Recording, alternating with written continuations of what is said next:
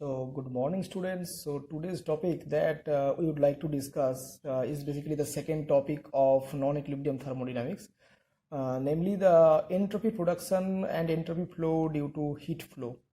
Okay, so what is entropy? You have already known these things because it is already a master degree class, so you already know what is entropy and how entropy can influence in presence of when heat is flowing from system to surroundings or surrounding to systems. Okay, so no need to discuss about the entropy. So let us just start with the our topic of concern. So entropy production due to heat flow. That means when a closed system or open system, whatever system you have chosen, is undergo some heat change between the system and surroundings, because both the system open and closed, you know that heat can exchange between the system and surroundings. In closed system, mass is not allowed to exchange, and in open system, both heat and mass can flow from system to surroundings. So entropy can also change depending on the heat flow between the system and surroundings, because we know that entropy is the ratio of heat change in reversible way divided by the temperature at which this heat change takes place. So though energy is conserved for a system according to the law of conservation of energy, but entropy is not conserved, because entropy is not such property that entropy for the universe is conserved. Because from the classical concept of thermodynamics or equilibrium thermodynamics, we know that in the universe or any isolated system, due to the several irreversible or spontaneous process, the entropy of this universe is still increasing every time. So entropy is not conserved. Conservation of energy, but entropy is not conserved. So natural or spontaneous process accompanied by increase in entropy. So we can say that entropy is produced in such processes, because all natural processes or maximum natural processes are accompanied by increase of entropy. So definitely the entropy of the universe or the system definitely increases. The entropy is an extensive property because we know that as the amount of mass or the material increases within the system, then it will exchange heat in a greater amount, and if the heat exchange is in greater amount, then definitely the entropy exchange also in greater amount. That's why it's an extensive property. It depends on the mass of the system. So if a system consists of several parts, then the total entropy of a system is equal to the sum of the entropies of each part. It is quite natural. If your total system is divided into several parts, and each individual entropy change, then and each individual parts undergo some different entropy change, then the total entropy change is definitely the sum of all these individual entropy change. Okay.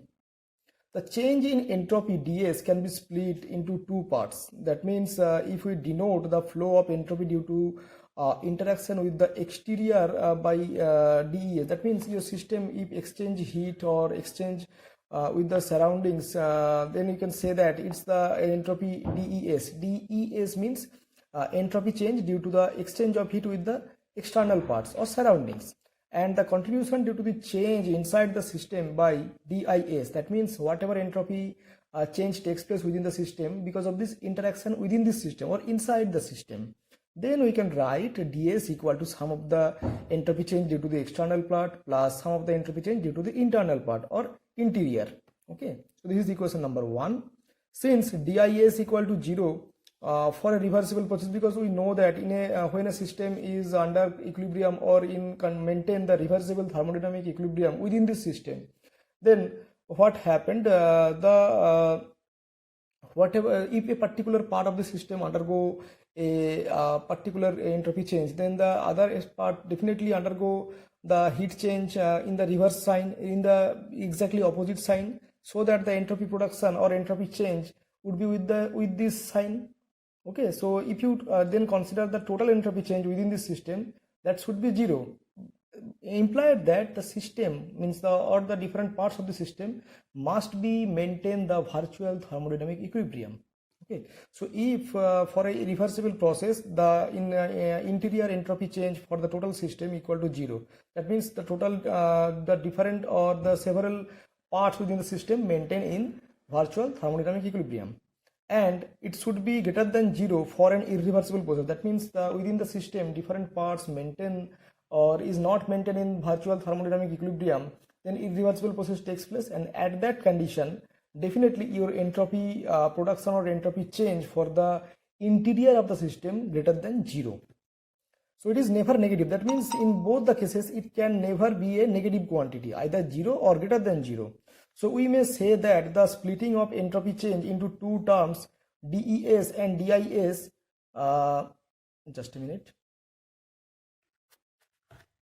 So we may say that the splitting of the entropy change into two terms, DES, that means entropy change due to the exterior and entropy change due to the interior, permits an easy discussion of the difference between the closed and open system. That means for open system, apart from these DES, apart from the DES have a huge change. But in case of closed system, generally DES part does not contribute so much.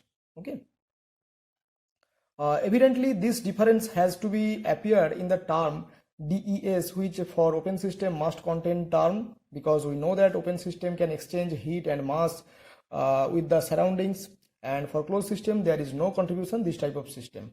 So exchange of matter can take place, and also because of that your entropy production or entropy change for this external contribution can also considered.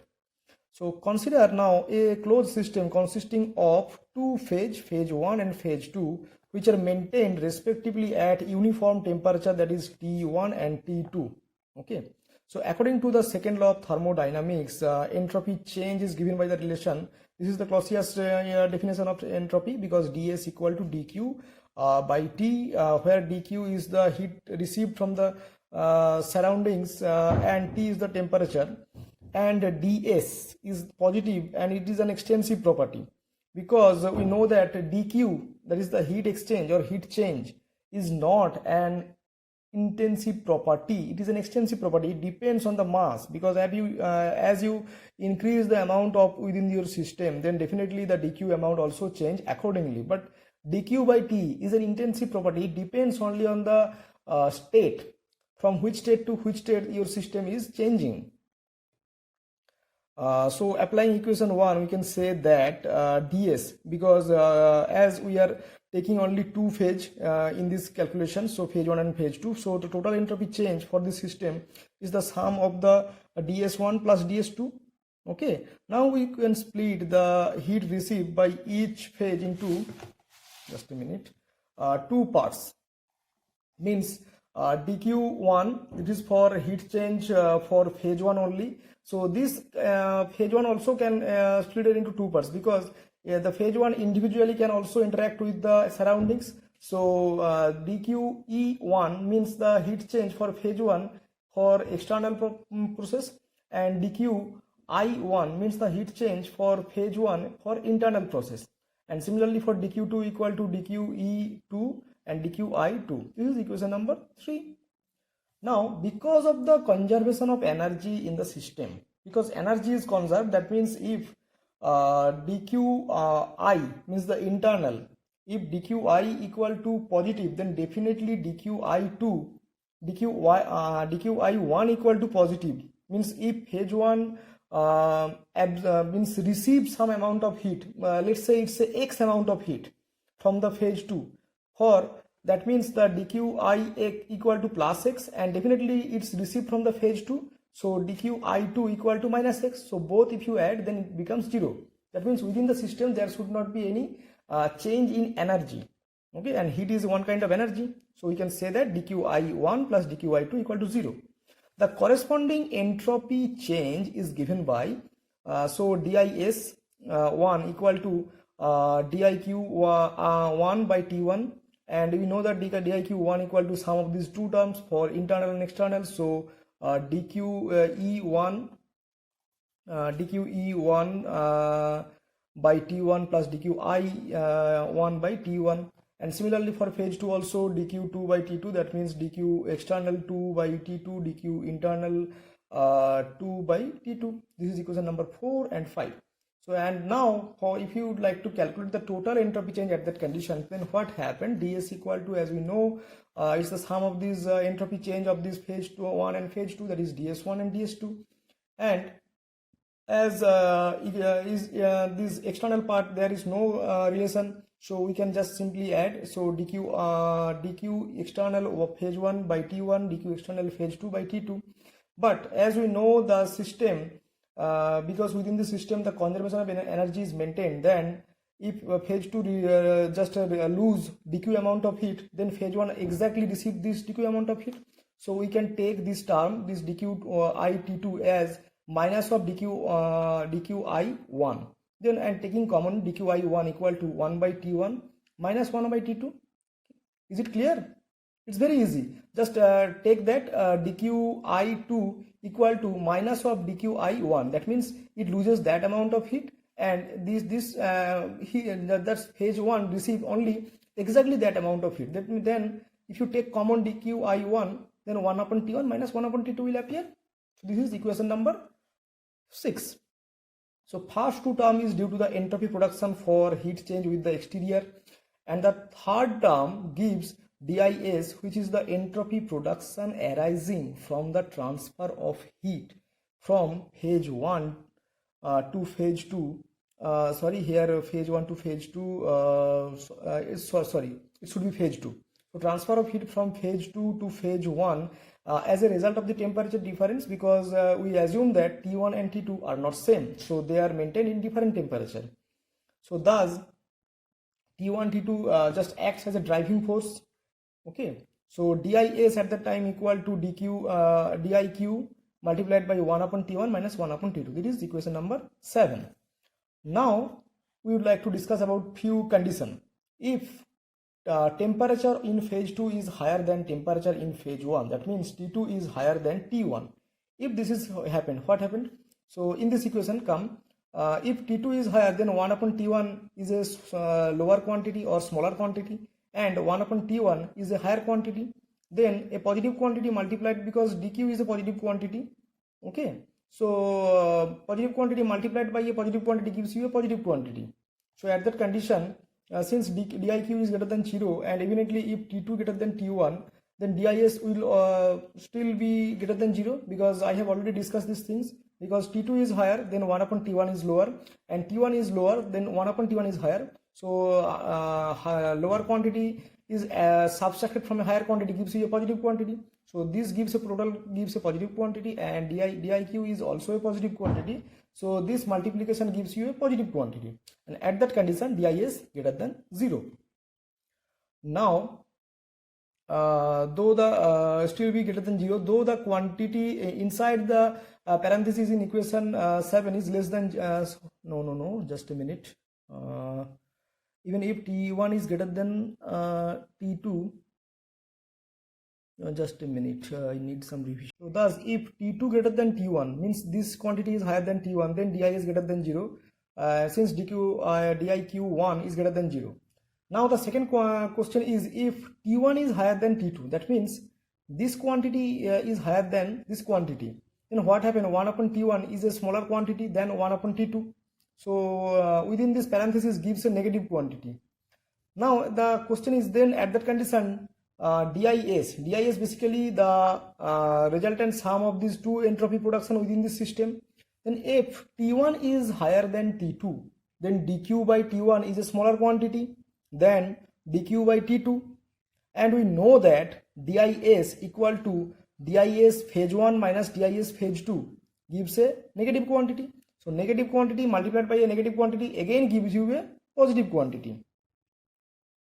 So though the quantity inside the parenthesis in equation 1 is less than 0, because at the condition we assume that T1 is higher than T2, so 1 upon T1 is lower than 1 upon T2, so this gives you a negative quantity, and at that condition your dq is also a negative quantity, and that gives you a positive quantity, again DIS. Since diq will also be less than 0, okay. The entropy production can only be 0 when thermal equilibrium is established, that is when T1 equal to T2, because it is very common. We know that if two phases are in thermal equilibrium, then diq by T1 is exactly equal to diq by T2. So at that condition both they are nullified and gives you a 0. So from equation 7 we can define entropy production per unit time, sigma. Now I would like to introduce a new quantity, that is sigma, entropy production per unit time. What this quantity gives, DIS gives you only the entropy production. If I divide this quantity by the time within which these things are happening, means within this time the phase are gaining heat or losing heat, then I get the new quantity entropy production per unit time sigma equal to dis by dt. Now if I just divide this quantity diq multiplied by 1 upon t1 minus 1 upon t2 by dt gives you this thing, and this must be greater than 0 because diq multiplied by 1 upon t1 minus 1 upon t2 gives a positive quantity. So if I divide this positive quantity by time dt, this always gives a positive quantity that is greater than 0.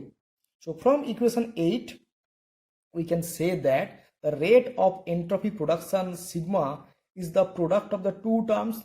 That means the product of two terms means the rate of heat transfer diq by dt is individually what it represents, the rate of heat transfer, and a difference of, just a minute,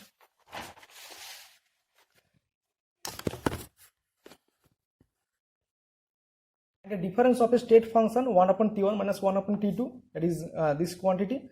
The latter means this quantity can be considered as the macroscopic cause or the driving force for the heat transfer, because we know that the heat can only flow if there is a temperature difference. That means it acts as a driving force for the heat transfer or heat flow. For the heat transfer, which can be considered, and the heat transfer itself considered as a flux or flow as a consequence of this driving force. So according to the Onsager phenomenological law, any quantity can be expressed as a product of driving force multiplied by the flux or the flux or flow. Okay, so this is already satisfied in this condition. Okay, so